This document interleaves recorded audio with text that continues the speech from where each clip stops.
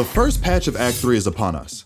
3.09 does look to be a little light on content, but that doesn't mean that it does not have any impactful changes within it. What is going on, ProGuides family? It is your host Sergeant Frost, and today we have the patch 3.09 rundown.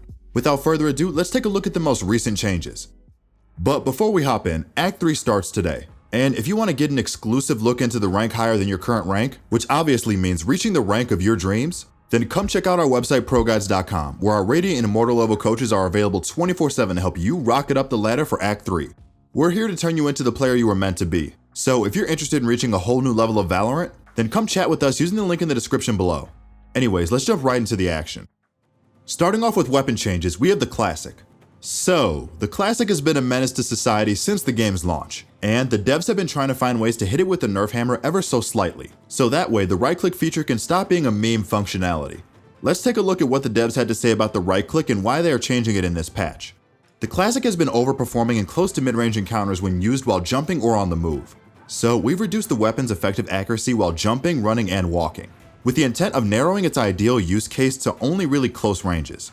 So, what did they do about it? Well, the walking firing error has been changed from 0.5 to 0.6. The total error is 2.5 when walking, which is up from 1.95. The running firing error has been changed from 0.2 to 1.3, with the total error being 3.2 when running, which is up from 2.1. And lastly, the jumping firing error has been changed from 1.1 to 2.1, with the total error being 4.0 when jumping, which is up from 3.0. Basically, in layman's terms, the devs are trying to make it really hard to land shots on enemies when you're moving and jumping while right-clicking with the Classic.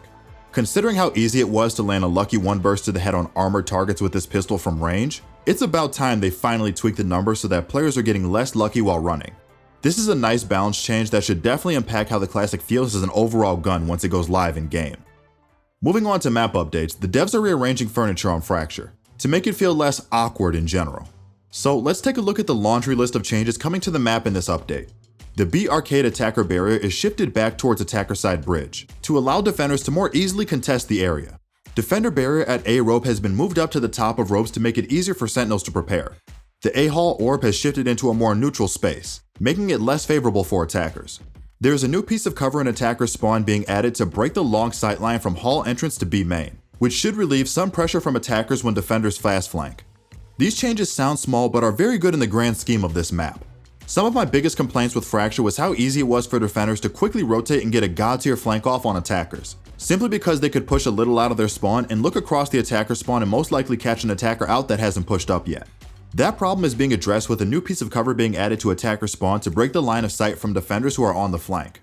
These other changes make it a bit easier for defender sentinels to prepare their utility, like with the barrier change at A rope being moved up, and the B arcade barrier being shifted back so defenders can have an easier time contesting the area. Overall, I really like all these map changes for Fracture, as hopefully they will make attacking and defending a little less situational and more free-flowing of a map. For game system updates, the devs are fixing the smoothness and functionality of ziplines. They have fixed the jittery movement that could occur when stopping or changing directions on a zipline or rope. This was most noticeable when repeatedly moving a small amount and stopping. This is a nice quality of life change for ropes that we didn't know we needed, but is definitely nice to have.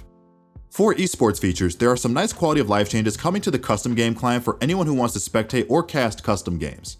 Observers using gamepad controllers are no longer locked out of the X and Y axis when speeding up with the right bumper.